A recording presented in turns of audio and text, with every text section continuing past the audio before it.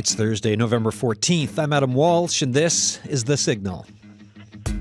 Some of the dust is settling on the American election, and with it, a picture's forming of what we may expect. So today, State of the World show, we're asking, what world headlines are you following?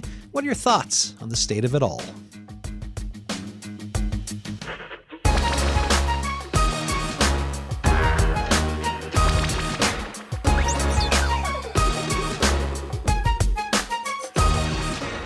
Yeah, I planned the show before I went on vacation. I was looking at the map. I'm like, I'm going to be gone for the U.S. election. But, a week later, we'll kind of get a bit of a picture of where things may be going, right? We've got the return of Donald Trump. Some people were surprised, others not. Republicans have majorities in both the House and the Senate south of the border. We're starting to hear some of Trump's choices for cabinet, which have made news and surprised many folks, even some Republicans.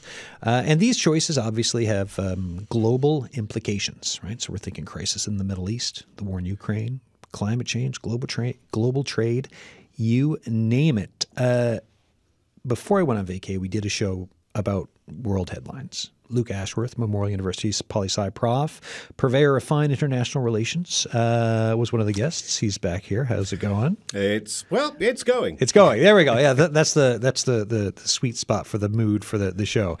It's going. And Justin Fantuzzo, Memorial University prof and expert on the modern Middle East. Welcome back again. Thanks for having me.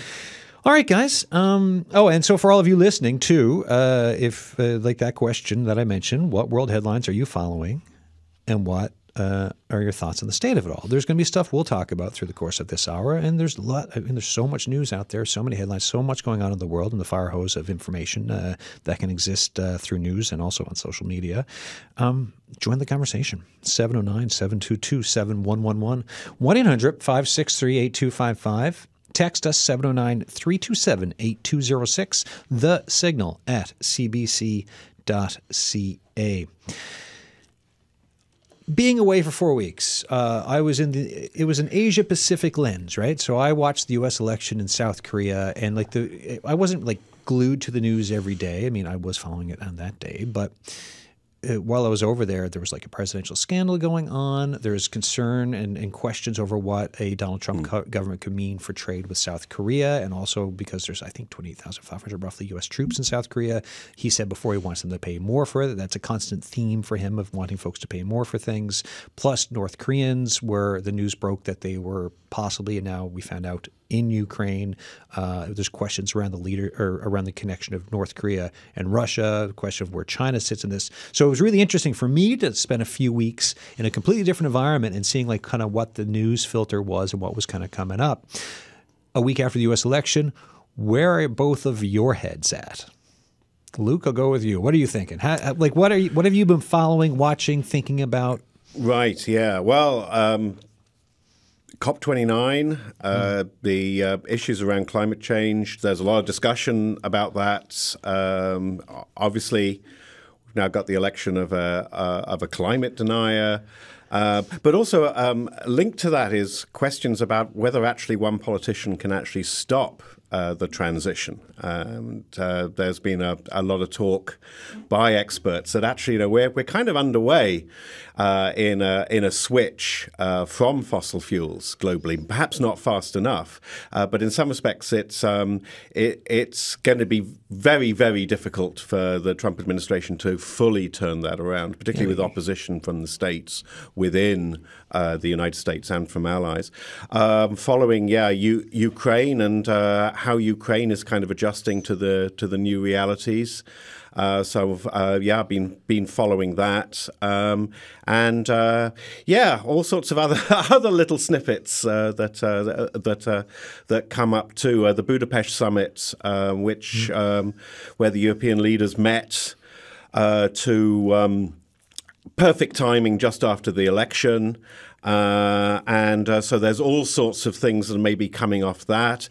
I've got a lot of hot takes about that, but many of them may be wrong because we're living in a time where things could go so many different ways. But I'm willing to offer hot takes. We want cool takes in the climate crisis. I'll give you cool takes for the climate crisis and hot takes for the Budapest summit. All right, give us and I do find it funny because when you look at the U.S. election, you had a lot of people who had thoughts pre election day, right? And then Yeah. if you're watching some cable news stuff, you have the same people who had certain thoughts and now they've got new thoughts. And it's always, There's new thoughts. As the takes Yes. change, depending on what happens, it's always interesting. So hit us with a hot take or a cool take. A hot take, yeah. And I will. I mean, in the defense of changing your mind, I think it was Keynes who said that, when the facts change, my opinion changes. It's, there's That's so healthy. I don't That's see a that. healthy thing. It's a healthy thing, I think. Yeah,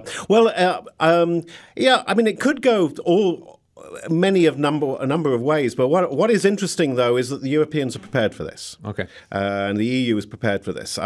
They're prepared for a trade war. They're offering an olive branch with a possible liquid natural gas deal to Trump, but also they already have the list of the tariffs they're going to put when tariffs are put on them. So that's one issue. The other issue is we'll have to see how things work out, but. There's a lot of talk about how this could help the far right in Europe. And there is a kind of a spike of populism and far right populism in Europe at the moment, a kind of a second spike after an earlier one. But it could work the other way because particularly if the Trump administration is seen as sort of making people's lives in Europe less comfortable around Ukraine, around trade. So that's assuming that the worst case scenarios on both those. This could actually have a kind of a unifying effect in terms of Europeans, but also a dividing effect in terms of the far right. Far right in Europe is already split into three groups, three very different groups. And it might certainly, already it seems that one of those groups is kind of the one around people like Maloney is moving towards a kind of a European consensus. Yeah. There are particular hardliners like the Freedom Party in the Netherlands and the AFD. But there's a good chance that the irony is that a Trump presidency might have the unintended consequences of actually uniting the Europeans. It all depends what happens. I mean, there's so many moving parts here. But that's a hot take, and I could be right or wrong. Out of the gate, here we go, hot take. All right, Justin, let's move to yourself. What have you been following in the last little? We can talk about like the Huckabee News and a few other things, but hit us with some of the latest of what you've been kind of looking at. Well, I think in the aftermath of the Trump election, I'm really interested to see if this kind of self-proclamation of him being a man of peace, can he actually facilitate that? Can he affect that kind of change, both as it relates to the Ukraine-Russia conflict, as that continues, and as that relates to the widening conflict in the Middle East between Israel and Lebanon and Israel and Hamas, as well as obviously escalating tensions between Israel and Iran. I mean, this was really a kind of key foreign policy point of Trump during the election, this idea that, I'm the man who stops wars, not starts them. None of this happened during my presidency. That's very easy, obviously, for a challenger to say in an election, much harder for the incumbent to say. Time will tell if he can actually pull the levers of peace in the right way to bring about an end to these two conflicts. So, he comes out, he talks about being a man of peace, and one of the announcements, Trump has picked Mike Huckabee for ambassador to Israel, right? Former Arkansas governor. So you get the president-elect Donald Trump picking him, and he is so for folks who may not be aware, former TV host, Baptist teacher, frequently visits Israel, has been on record saying he would like to buy a holiday home there, and a holiday home in the occupied territory. This is where I was going to go, right? He's maintained throughout the years that the West Bank belongs to Israel, and recently said the title deed was given by God to Abraham and to his heirs, and I'm just reading from a PBS news story there, but man of peace, talking about it, that side of it, and then you have a decision like this. What kind of an impact could something like this have to everything that's going on? Well, Huckabee's also said that he, in his role as ambassador to Israel, as any ambassador's role would be, right, is not to create policy, but to carry out the policy of the administration. So, obviously we have the personal views of Mike Huckabee, and just to be clear, obviously, every ambassador that the United States has sent to Israel has always had, obviously, personal views that lean in one direction or the other. Probably on the balance of things leans towards Israel rather than the Palestinians. But in previous administrations, going back to the late 70s, early 80s, administrations like Jimmy Carter's, for example, even Bill Clinton's in the mid-1990s, the ambassadors that were put in place, I think, were actually pretty even-handed. So, I mean, Huckabee's not wrong to suggest that, if this is the way it actually plays out, ultimately, like, he's just carrying out the orders of the presidency and the administration, right? He's not creating policy in the region. Now, the appointment of Huckabee, though, does send a signal of sorts that this is the kind of position Israel can expect from the American administration, from the president-elect, from Donald Trump. I mean, it's no secret, I think, that Trump has deep connections with a number of Israeli politicians, has always seemed to have something of a good relationship with the current Israeli Prime Minister, Benjamin Netanyahu. I mean, they butted heads, too, on certain issues, particularly annexations of West Bank settlements. That's actually an issue that Trump reportedly kind of backed out of during the 2020 peace negotiations under his administration, the plan that was the so-called Peace to Prosperity plan. Yes, yeah. Right? So there's no secret that the two are friendly, but they do occasionally butt heads. And this is where I think that political rhetoric and that political language that's used during election time, now has to be made good or not, right? I mean, what is Trump's policy actually going to be? There are some reports this week, and there's an interesting tie-in with Russia here that we can explore in a little bit, that Trump is kind of on the verge, perhaps, his representatives already working behind the scenes, on the verge of achieving a ceasefire in Lebanon between Israel and Hezbollah. Whether or not that will actually happen is a different story, but they're apparently hard at work at that, and there's lots of moving parts. And with that, so you've got that news coming out. The other news I was looking at this week, Mohammed bin Salman, the Saudi crown prince, has condemned Israel's actions in Gaza as a genocide. Now, Israel has vehemently denied that its forces are committing genocide against Palestinians in Gaza. But you have MBS coming out and saying this. Where do the Saudis factor in when it comes to everything going on? And he was also mentioning, I think he brought up Iran, and he was just saying, hey stop with the attacks on Iran as well. Like, how much weight is there in the calculus with him coming out and saying this lately? I don't think MBS's comments on the Israeli conduct of the war in Gaza are, going to move the needle. Meaningful at all, yeah. Yeah. I mean, lots of people have said this, have accused Israel of genocide, have accused Israel of ethnic cleansing over the last 14 months. Including the United Nations as well, right? Which is both in Lebanon and in Israel kind of proven itself yet again to be a somewhat toothless organization as far as it goes, as far as it relates to stopping conflict. Now, that said, I think that the real issue here is the part to be played in the aftermath by Saudi Arabia, right? Israel's been very clear, as long as it's an administration, a government of Benjamin Netanyahu and his far-right coalition, that Israel is not going to foot the bill for the destruction that they have reaped in Gaza. Someone's going to need to pay for it. Moreover, there's probably some political sense, some political logic to the fact that whatever shape Gaza takes after this conflict ends, the government there does not want to be seen as either being funded by or politically set up by Israel, right? That will kind of hamper its legitimacy, much as the kind of legitimacy of the Palestinian Authority in the West Bank has been hampered over the last 15, 20 years by accusations that, they're just collaborators or they're really just kind of carrying out the policy of the Israeli government. So the Saudis are tremendously important, but MBS's kind of public declaration that this is genocide or ethnic cleansing, even the kind of even-handed comments about Iran, which are obviously just meant to kind of temper the situation a little bit, the Saudis are going to be critically important to the aftermath of the conflict, both in terms of financial reconstruction, but also whatever kind of peacekeeping force enters Gaza after the war, it will likely be some combination of Saudi, other Gulf states, maybe France, maybe a couple of other European states. So they're critical in both respects. I have a question for both of you, and it comes around when you have accusations of genocide, or you've got this. Human Rights Watch came out with more accusations of war crimes in this place for Gaza.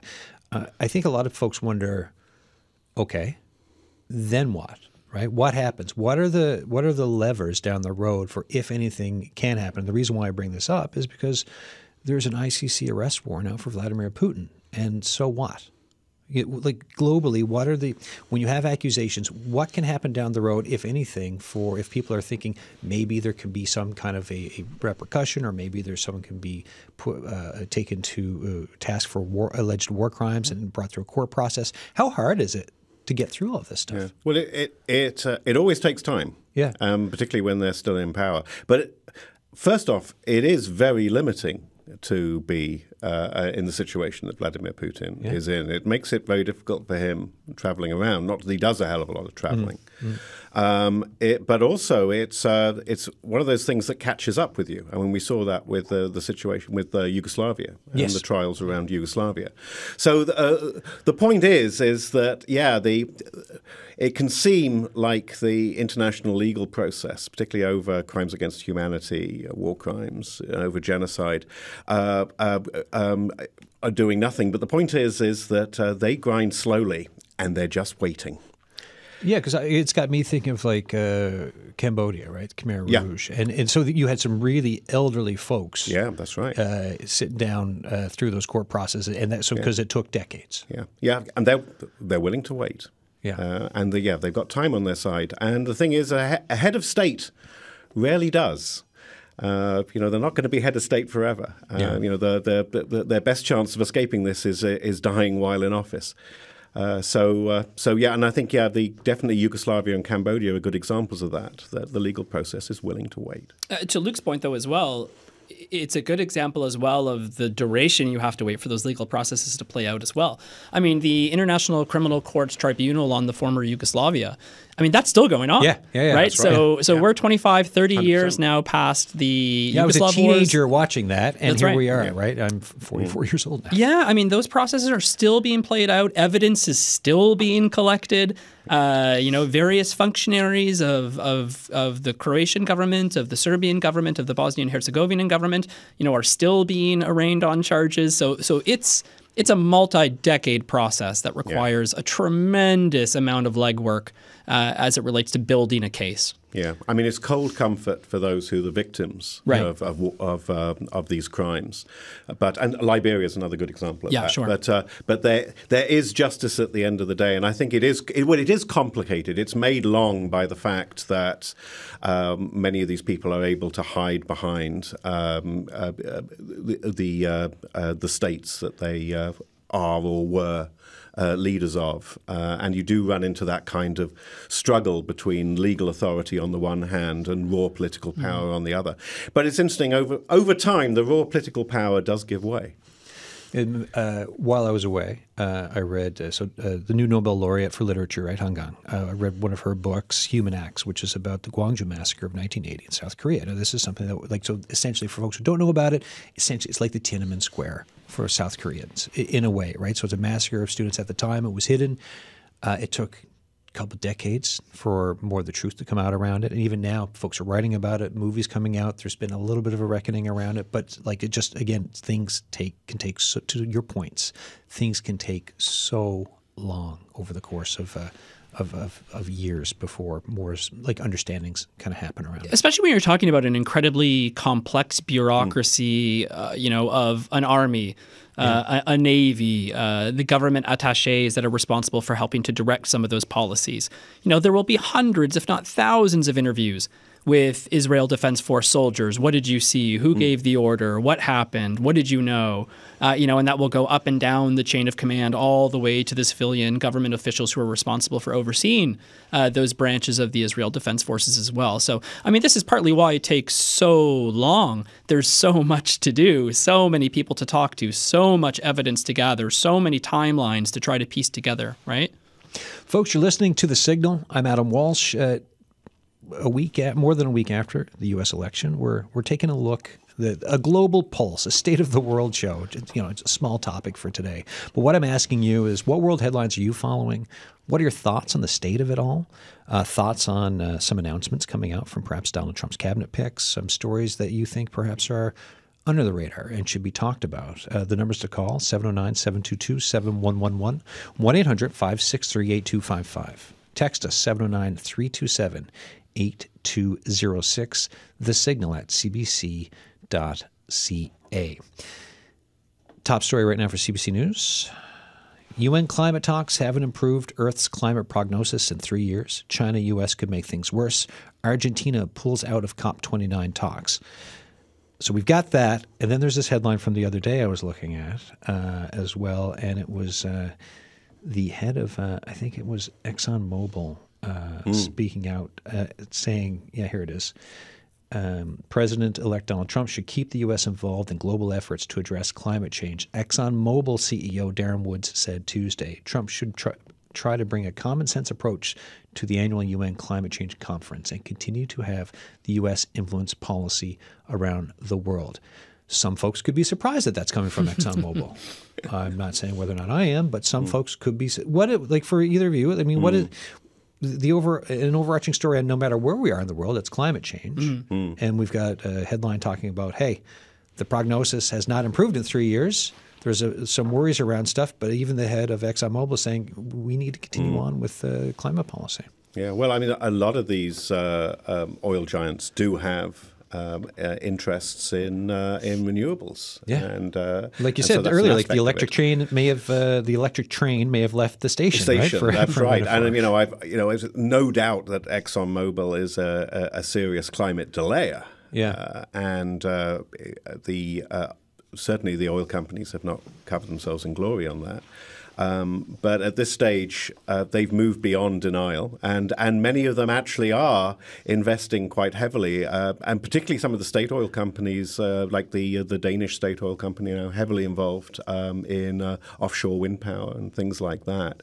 So there's a shift within the energy companies as well. Perhaps not as fast a shift as we need to actually start slowing emissions, but certainly they don't want a full-blown denier who's going to affect their bottom line.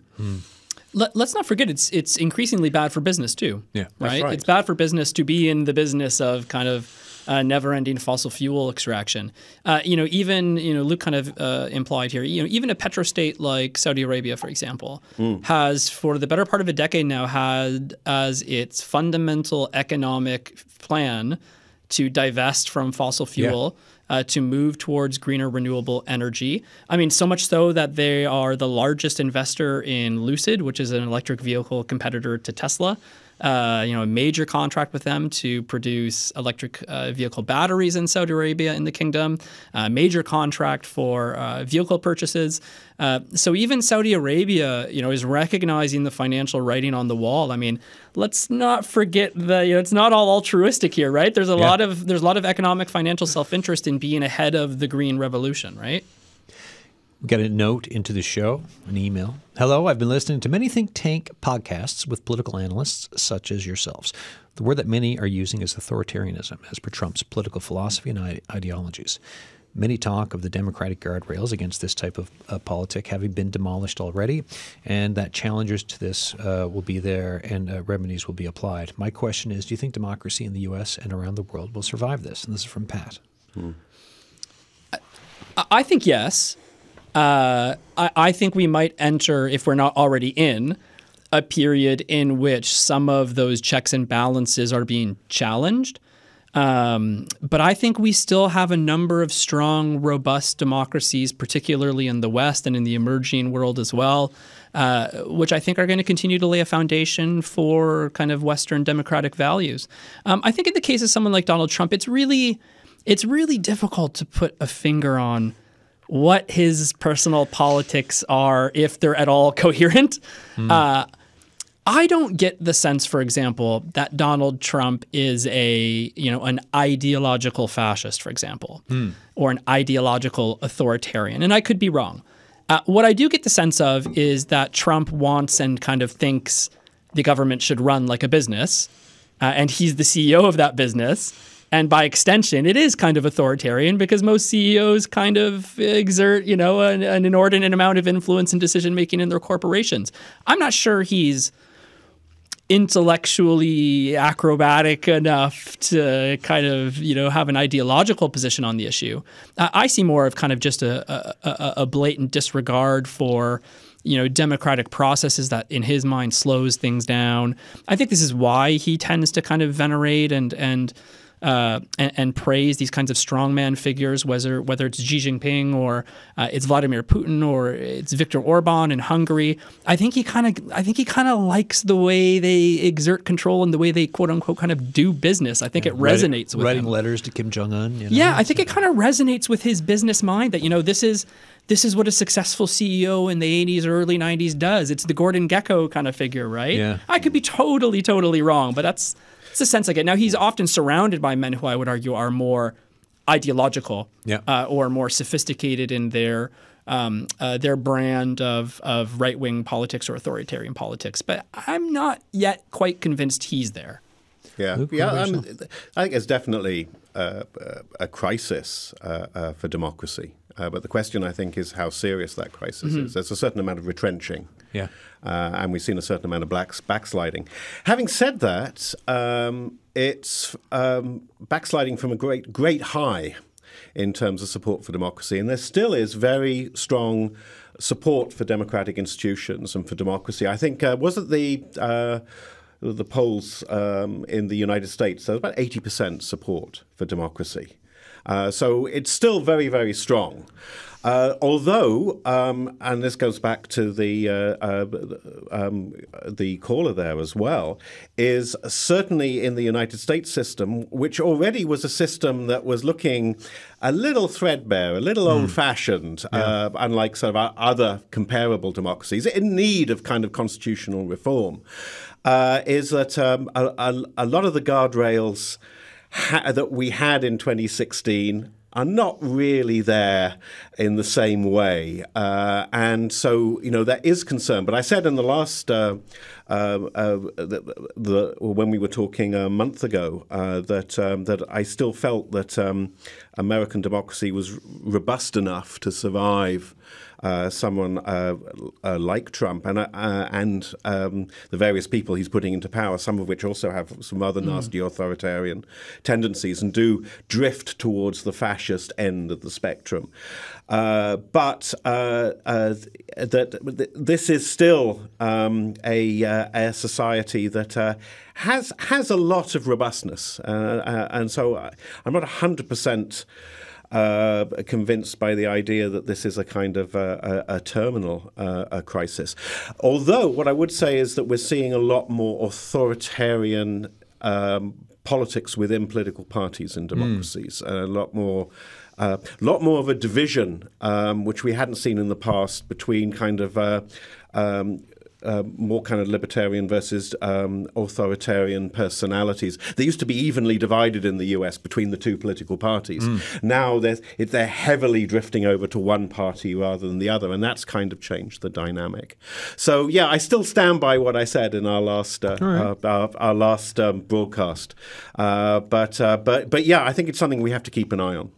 Folks, this is The Signal. I'm Adam Walsh. We're talking about the state of the world. We're talking about international headlines, looking at the U.S. election and what the implications for policy globally can be from here on out, especially once the new president, Donald Trump, is back again in the new year when he gets sworn in along with his cabinet. If you want to call us to talk about headlines or your thoughts on the state of it all, 709-722-7111.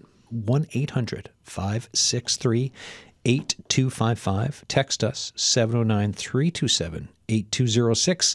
The Signal at cbc.ca. Shane is on the line from Deer Lake. Hi, how you doing?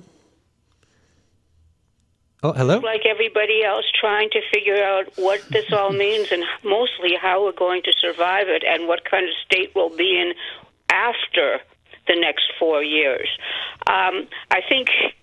I mean, it's really terrible for Canada, what's happened in the state, particularly because of the Republicans, winner take all. They've got all the power. The best I would say is if in the first 2 years, the American public, the people who were willing to swallow what Trump was selling, that things could get bad enough that they would change their mind in the 2022 midterms, because, of course, America always has elections. But I'd also like to make the case for and I know this is going to sound incredibly boring, and yes, I am a baby boomer, so I could divide my life in half between pre-1980 and since, which is when major shifts in values and how we treat each other and so many other things started to take place. I think what we're going to now is a case for why not only do we really need to study history, but boy, we sure need to learn from it. And I think it's unfortunate that my parents' generation, other people's grandparents' generation, and given where we are in history now, great-grandparents who lived through the 1930s know this isn't an exact parallel, but there's an awful lot that is, alarming in terms of repeating the past that you should have learned from. I'd also like to make a quick comment about the discussion that was just had about the war in Gaza, because, and no, I'm not a fan of Netanyahu, and I do believe he's really destroying the state of Israel with his policies.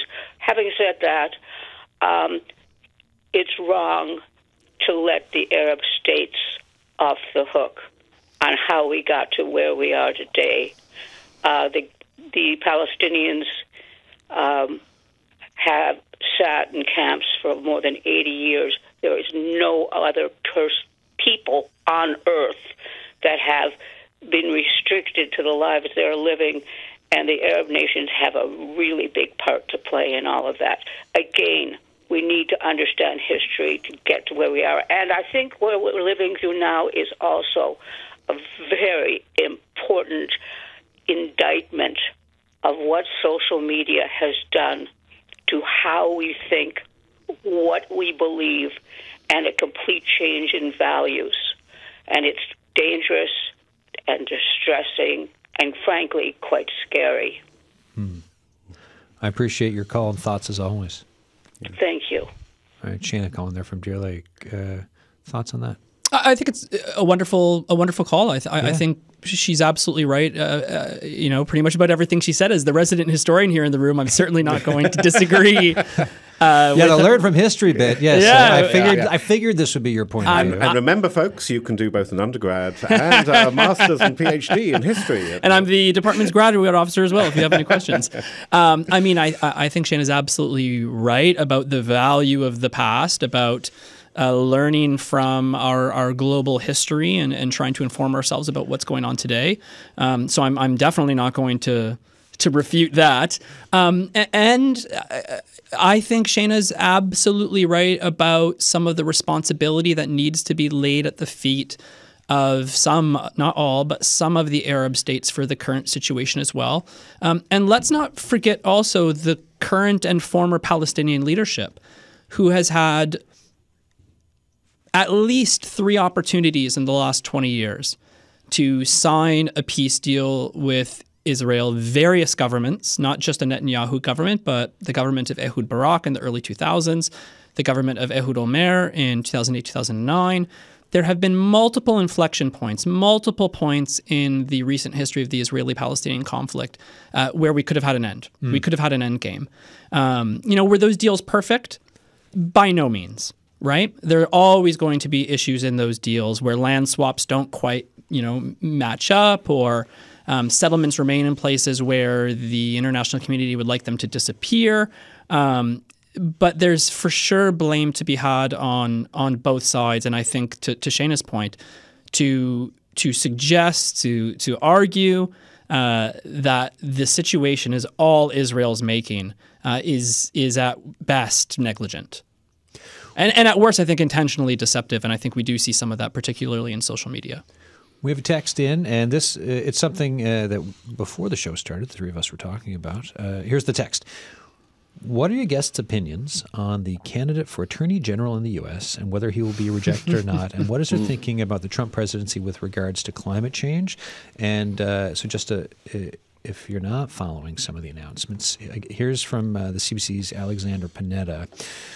Here's the headline. Trump drops a cabinet-level cluster bomb with Gates, Gabbard as latest picks.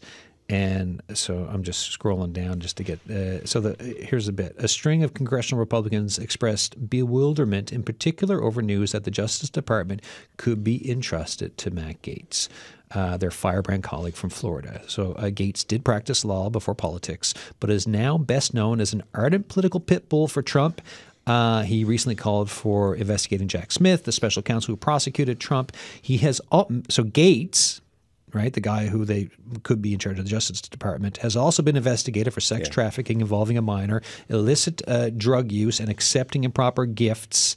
Allegations he has denied, and he resigned from Congress just hours after getting the nomination, allowing a speedy replacement. This also reportedly a few days before an ethics committee was scheduled to release a report into his behavior. So this is one of the nominees, and even Republicans were like, oh. Yeah, this was not on my bingo card. Yeah, one of the moderate Republican senators. Those eyebrows? No. Yeah, but yeah, it was an interesting choice. But it also, I mean, that whole issue about what Trump has set out to do and what he's promised. He now has an unprecedented control of Congress, control of the Supreme Court, and the caller was right about the midterms. This is the thing. Midterms can change things on a dime. I think Look at Obama. I was going to say the shellacking. Yeah, exactly. After 2008, so it was his 2010 midterms. He basically had 2 years in his first administration, and then it was gridlock. And they lost the House and the Senate that time? They lost that, yes, exactly. So, I mean, it's not saying that will happen because, this is all up in the air. But he's kind of – the irony is that in winning so much that – he's now got to deliver. And if he doesn't deliver, he can't claim that his hands were tied by far-left Democrats or whatever, because his hands aren't tied. It's all there. And the other thing as well, and this comes back as well, cycling in with the democracy, is that one of the most corrosive things in the American system of democracy was you had Republicans losing elections, and then Trump using that to kind of the big lie about how it's because it's rigged against us. It's hard to make that claim after the last election. They've lost that argument that the system is rigged for them. So in that sense, on the one hand, there's tremendous opportunities for the MAGA crowd and for Trump and his supporters. But there's also maximum danger at the same time. And if they really screw up, they're the only ones to blame. And yes, 2026. And there's a lot of Republican Senate seats up in 2026. I mean, if you can say anything about some of the early appointments, it's that he's certainly putting into positions of power the kinds of people he said he was going to, and the kinds of people who have supported him relentlessly over the last 8 years. I mean, whether it's Matt Gaetz as Attorney General, whether it's Tulsi Gabbard as Director of National Intelligence, whether, as we'll see, it's supporter of the Syrian leader. Bashar al-Assad. Whether or not, as we'll see, it's Robert F. Kennedy Jr. as head of the Federal Drug Administration or something like that. Has said some, I'll just say, questionable or quote unquote interesting things around Absolutely, health. Right? Yes. I mean, rumors as well, right, that Elon Musk is going to be jointly appointed to some kind of Department of Government Efficiency. Or he's talking about firing a bunch of people is what he's talked about so far. And also there's talk that Musk was on a call with Zelensky in Ukraine just last week. Denied, I have to say, by the Russian government, but they deny a lot. But doesn't that again kind of seem to ring true this kind of like corporate remodeling of the governmental world in some point, right? I mean, Musk is going to come in probably, treat the government like a business, like some people have called on elected officials to do, and we often hear, and what we'll see, it'll be layoffs. Right? Layoffs are no different than you'd see in a Tesla supercharger factory or in an assembly plant or something. I heard an interesting point on the Musk bit yesterday, because some people, they've looked at what happened with Twitter, now X, and there's a lot of folks who've commented and saying, "Oh, he ran that poorly. Look at what he did." But then a podcast I was listening to yesterday was like, was it or is it now not exactly what he wanted it to be? Which I thought was a very great point for when you look at the information that's there, who's operating there, who's getting higher profile or not, and some of the questions around that. The point that was being made was that That's what he wanted it to be, and now it is. He destroyed a site that was used heavily by journalists and academics to swap information. So it was, other people using it for different reasons, but it was actually a very useful tool for journalism, and that's gone. So, I mean, there is that. On the point about running like a business, it is interesting, though, when you actually look at American politics, how unsuccessful businessmen turned to political leaders have been in the United States. And in fact, some of the most successful leaders have actually been failed businessmen. I think of Truman. So this issue that business acumen can be transferred to government, which is kind of something you hear. Yeah. It's a kind of a truism that gets kind of thrown out. Doesn't actually work in American politics. No, and we hear it time and time again in Canadian politics as well, though, right? I mean, this idea that, the budget has to be balanced, you wouldn't run your household this way. And this sense that somehow it's got to be run kind of, like a Fortune 500 investment hedge fund or something like this. That leads you to disaster. They're not apples to apples, as Luke's saying, right? And what will be really interesting to me, besides the appointments as well, will be to see what kind of rapprochement we see between the American government and Russia, right? We're already hearing rumblings that whatever ceasefire agreement is being worked on between Israel, the United States, and Lebanon has a part to be played by Russia, which will likely be Russia stopping the transfer of arms from Syria, a place where they have tremendous influence and have propped up the embattled President Bashar al-Assad since 2011. They'll play a hand in stopping the transfer of weapons from Iran to Syria and then overland from Syria to Lebanon.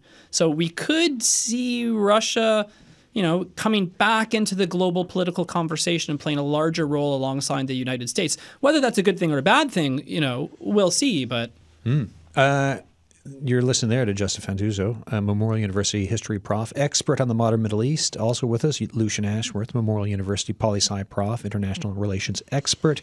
Email that just came in from signed Jim here. Trump will mean a rightward and chaotic turn in world relations. There is the possibility of multiple situations: Ukraine, Mideast, and Taiwan. Thank you for bringing up Taiwan, getting worse. He is now a known quantity to world leaders. How do you think he would react if his statements of being able to solve conflicts in Ukraine don't happen and he starts getting pushed by Russia, North Korea, Iran, or China? Thank you for those questions. And so we'll pin those for a second because we've got Michael Boyle on the line from St. John's. Hi, Michael. Good afternoon. First of all, Adam, congratulations to you and your panel because we don't have this kind of, informed conversation on world affairs, certainly not south of the border. So I congratulate you and I hope this kind of thing, we need this kind of a forum. I think you all agree with that, to discuss things because with no sort of media here and the media as it is, it's good to see that. So kudos to you, Adam, and your research team. Thank you very much. And yeah, I've said this before on the show too, and I'll keep saying, the format for the Signal, the 55 minutes we have, I do enjoy these types of conversations on it can be international, local, you name it, because there's a lot of context we can get into and a lot of different kind of corners we can explore for these conversations. So what's on your mind today when it comes to this? Two things happening here that I sense in the world with world events. There's a lot of noise. It's so complicated. You know what I mean? Somebody, to go back in history, to look at the Middle East, to look at Ukraine, when do you go back to a certain date type of thing like that. And then, on the other hand, we've other people, we saw it in the American election, people who zero in, 1, 2, 3, these are the items, boom, boom, boom. And you have, and it probably, the electorate maybe not as informed, and maybe I'm speaking a bit too lofty here, that's what they're doing, to the lowest common denominator in the sense of, there's no appeal to science. There's sort of, it's 1, 2, 3. And I'll just give you an example of it. The idea of, the word terrorist. The word terrorist is, it's a very emotive word, and people are even thinking of the word protester and demonstrator as like terrorist. Your terrorist could be my freedom fighter. Yeah. And I think we've got to be really, really careful about that. And in a sense, with the Middle East situation, it's the sort of Hollywood and the mass media, Hamas, they're terrorists. They're terrorists, because they've killed, 100,000 people. They're terrorists. Look, on the other hand, it's going to be anything left in Gaza. another couple of years. So the media, this use of the term terrorist, and I foresee here, and I want your guest to react to it, I can see Hollywood jumping in to memorialize kind of things so quickly. So look out for Hollywood getting involved with the big money and the big business. And I would like your panel to sort of have a few comments on that. Excellent. All right, thank you very much for great points as always and great questions. So thank you, Michael. I'll bring it to the panelists. Guys, what do you think? Yeah, well, we do have to be careful with the terms we use. And I mean, terrorist. Words matter, right? Terrorist is a good example of that. Yeah. But we get, we saw it in the U.S. election with Marxist and communist being thrown around willy-nilly. And so, I think it is a good point is that, if we're going to have any sensible conversations about politics, we have to define our terms. And the sort of the politics of name calling is really doesn't help whatsoever. No. Yeah, it doesn't help us understand. Yeah, I think in relation to the first point, about dates and context and timing. I mean, it's everything, right? I mean, as a historian, Here we go again. It's literally everything, right? But there are valid questions about how far back do you go. Yeah. Let's take Mike Huckabee for an example, right? Who we just discussed as being the new appointee as the U.S. ambassador to Israel. When Mike Huckabee says things like the land, was an Abrahamic pact, with the people of Israel and between God and the people of Israel, it is eternally and forever theirs. It is divinely theirs. And there are similar concepts within Islam as well about a waqf, this kind of idea that Palestine, has been bequeathed to the Muslim community worldwide, to the Ummah, to Islam, kind of broadly speaking. At some point, you have to cut off the dates as well. Yeah. As academics, we learned this. When you're creating projects, you can't just have an open-ended, 0 to 2024. People like dates. People like bookends, right? And you do run into the issues of, okay, well, how far back do we go? Are we going to start swapping land, for the Roman Empire? Or are we going to start giving parts of, lower mainland Italy back to the Greeks, North Africa to the Phoenicians?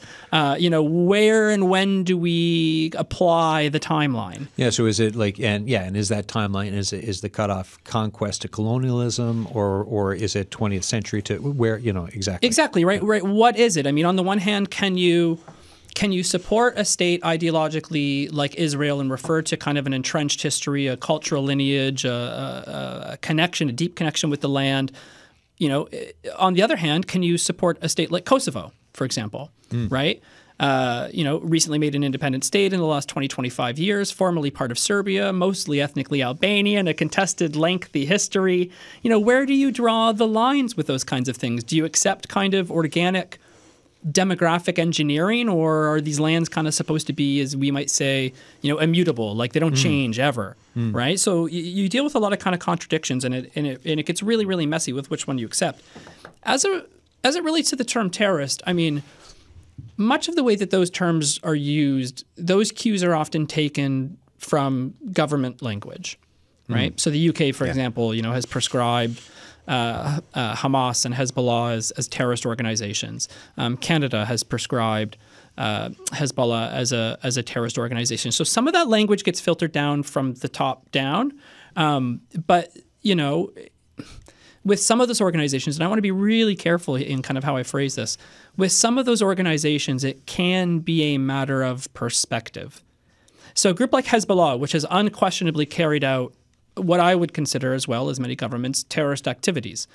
There are many in southern Lebanon who don't see the organization for having committed those acts, but see Hezbollah as a social philanthropic organization that, delivers medical care and, literally gets the water running and helps people with food banks and these kinds of things. So it really depends on who's looking at the organization at it sometimes. And that's not, again, to be too kind of wishy-washy with it. I mean, I don't want to condone anything that I certainly wouldn't agree to, but perspective matters. Yeah, and to Michael's point, and if you look at, and I'm going to be careful with how I say this, but if you look at, for example, the United States and their military actions over the decades, and if you're on the receiving end of some of that, depending on what country on any, a number of different continents, from if we're going back to the 70s up till now, you'll have very different perspectives around that word, depending on who you ask and what country you're in and which house you may have been in, depending on what happened. Right. We touched, so the second part of the text was about Trump's presidency regarding to climate change, which we did touch on, but I just wanted to check to see, as we're winding down here, about 5 minutes left of the show, any other thoughts on that, or do you think we have it covered? Well, I do think that there's the potential for a lot of damage, and the pulling out from the Paris agreement will damage it. There's no doubt about that. But it won't stop it. This is the thing. I mean, he's done this before, and it won't damage it. I think more worrying is pulling out of the whole process of the whole UN process and pulling out of the treaty obligations under that. So there is the potential for a lot of damage to be done. Having said that, though, when we're looking at the United States, and we had this after 2016 as well, a lot of the states have control over these issues. And actually also a lot of red states, a lot of Republican-controlled states have benefited from the Inflation Reduction Act and the American investment in renewables, particularly wind power, which is very popular in a lot of red states because it gives them energy security. So there's that, but there's also that the United States is not the only player in the game. It is one of the large emitters, but there's a lot of kind of leadership in terms of transition as well, coming out of Europe, out of China, out of countries in the global south as well. Justin mentioned, Saudi Arabia, which again has this kind of mixed reaction. On the one hand, they want to burn every single molecule of oil they've got. At the same time, they're planning to turn themselves into a solar energy superpower at the same time. So all of these things are in play. And there's the original Greek term of crisis meant a sort of a point at which things could go in many different directions. And with the issue around dealing with climate change, we're at a point of crisis. And it could go either way. There's a whole series for people that are interested in sci-fi, there's a whole series of timelines that could possibly go off. And with the last couple of minutes, I'll ask kind of like, what are you thinking about looking into more or pursuing for reading? Like, for example, for me, again, in South Korea on vacation, it's that whole discussion of what's happening with North Korea, with this new chumminess with Russia. What does that mean? Like, there's questions over perhaps nuclear info being shared from the Russians to the North Koreans. What will that do to the region? Will the South Koreans want, because there's been talk in South Korea of starting a nuclear program, then what will the Japanese do? So, I mean, this is coming now in the future as well. And China's sitting, and people are wondering, well, what's China's position in all this? Because they've had the drip, drip, drip for North Korea on a lifeline for years. But now if all of a sudden Russia's a bigger player with the North, there's a big question of that region. So that's something I'm kind of looking into. I'm also curious about the news out of Sudan. 61,000 people have died in Khartoum State, and like some of the hostilities there. Plus, I've been reading a little bit more on Myanmar and the hostilities going there and forced conscription. What about you guys? A minute left each. I mean, I'm knee deep, maybe forehead deep, still in what's going on. Of course, particularly along the Lebanese border with Israel. How exactly that situation is going to be resolved, whether or not the United Nations can play any continued role there at all, and how the unpredictability, let's say, of Trump's foreign policy, could yield positive results. It could very well yield negative results as well. So I'm very much interested to see how the Trump administration's foreign policy affects what's going on in the region and has been going on for the last 14 months. About 35 seconds left. Okay. Two. I'm looking at what's happening in Europe, the European Union, issues around Russia, where NATO goes, but also around the climate crisis too. Where are we going with that? Thank you for this, both of you. Again, a great discussion. I think these are important things, obviously, global, to talk globally and then also look at how it can impact us in Newfoundland and Labrador and Canada. These are great discussions, Sam. So thank you so much for this. Thanks for having me. Thank you. All right, folks, that's it for another day. So that was Lucian Ashworth there, Justin Fantuzo from Memorial University. Tomorrow, different show altogether. The Signal's Amanda Gear will be here with her second episode of The Call, a meeting place for Indigenous communities, voices, stories, a show about reconciliation. Tomorrow's theme, Indigenous education, youth programs. Don't miss it. And The Signal with me will be back again on Monday. Thanks, folks.